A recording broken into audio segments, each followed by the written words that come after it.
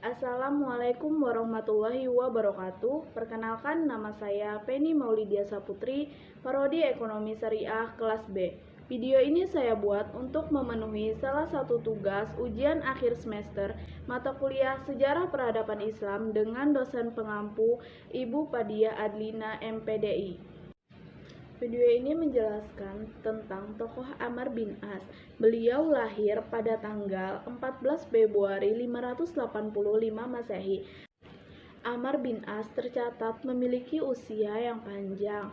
Beliau wafat di Mesir pada tanggal 6 Januari 664 Masehi pada saat usia beliau 90 tahun. Terlahir sebagai pemuda Quraisy, Amr bin As memiliki keutamaan seperti halnya masyarakat Quraisy lain. Di antara teman-temannya seperti Khalifah bin Walid, Ikrimah bin Abu Jahal, dan Sufyan bin Umayyah. Amr bin As dikenal sebagai pemuda yang paling cerdas dan cerdik. Kecerdasannya inilah yang akhirnya membuat ia terlibat dalam aksi-aksi Quraisy menentang dakwah Islam di Mekah. Seperti kebanyakan pemuka Quraisy lainnya, mereka enggan menerima Islam karena takut kehilangan kekuasaan yang selama ini mereka miliki. Maka berbagai upaya dilakukan para tokoh Quraisy untuk menghentikan penyebaran Islam yang dibawa oleh Rasulullah. Puncaknya, menjelang akhir tahun keempat kenabian, para petinggi Quraisy secara brutal menyiksa kaum lemah agar kembali pada ajaran nenek moyang.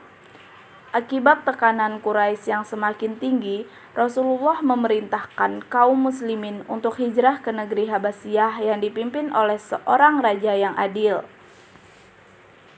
Berangkatlah sekelompok kaum muslimin ke negeri Habasyah yang terdiri dari kaum lemah serta anak-anak petinggi Quraisy yang telah memeluk Islam. Tidak terima dengan keadaan kaum muslimin di negeri Habasyah, Quraisy kembali menyusun siasat untuk memulangkan muslimin.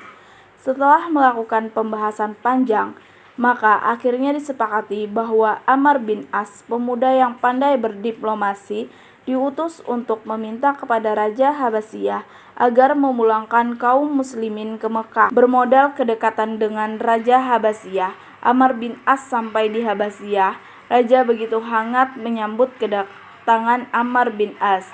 Kemudian Amr bin As menyampaikan tujuan kedatangannya bahwa ia diutus untuk memulangkan kaum muslimin. Barulah sang raja memutuskan bahwa ia tak akan menyerahkan muslimin pada Amr bin As. Karena merasa tidak puas, Amr bin As melancarkan aksinya pada hari berikutnya.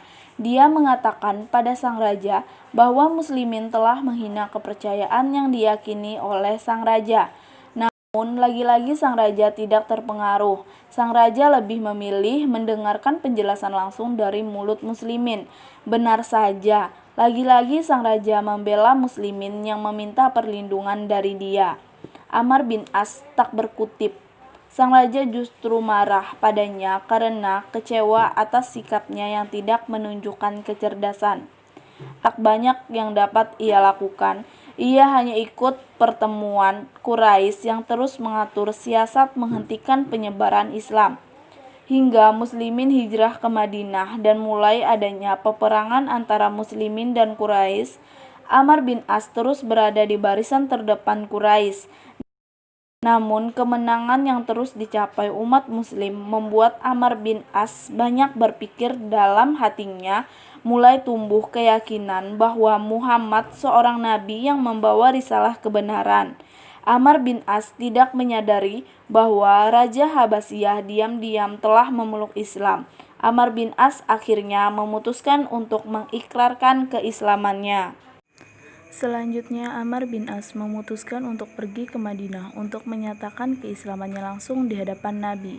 Amr bin As dan Khalid bin Walid menyatakan keislamannya langsung di hadapan Rasulullah di tahun 7 Hijriah. Tak lama setelah keislamannya, Rasulullah mempercayakan Amr bin As untuk memimpin pasukan Jatu Salasil di tahun ke-8 Hijriah. Kesungguhan Amr bin As menjadi seorang muslim benar-benar ia tunjukkan dengan kecerdasannya. Ia begitu cepat mempelajari dan memahami Islam sebagai orang yang relatif baru memeluk Islam. Ia juga cepat mendapat kepercayaan Rasul untuk menyebarkan Islam di negeri Oman. Ia kembali ke Madinah di masa Khalifah Abu Bakar dan mendapat kepercayaan untuk memimpin perang melawan kaum murtad serta penaklukan besar wilayah Syria. Amr bin As begitu bersemangat menaklukkan sebagian besar negeri Palestina. Maka setelah wilayah Syam berhasil ditaklukkan, Khalifah Umar bin Khattab kembali mempercayakannya, dan benar keputusan sang khalifah bahwa di tangan Amr bin As, negeri piramid ini berhasil diselamatkan Muslim dari tangan kezaliman. Amr bin As kemudian diberi kepercayaan untuk memimpin masyarakat Mesir. Inilah prestasi besar yang berhasil ditoreh mantan negosiator Ulumul Quraisy itu. Sebab penaklukan Mesir telah membuka jalan bagi umat muslimin untuk menaklukkan seluruh Afrika, Eropa. Amr bin As berhasil memberikan solusi untuk mencegah penyebaran wabah agar tidak meluas. Inilah Amr bin As yang dipuji oleh Khalifah Umar bahwa ia layak menjadi pemimpin dimanapun ia berada. Kecerdasannya mampu memperbaiki kondisi umat yang ia pimpin.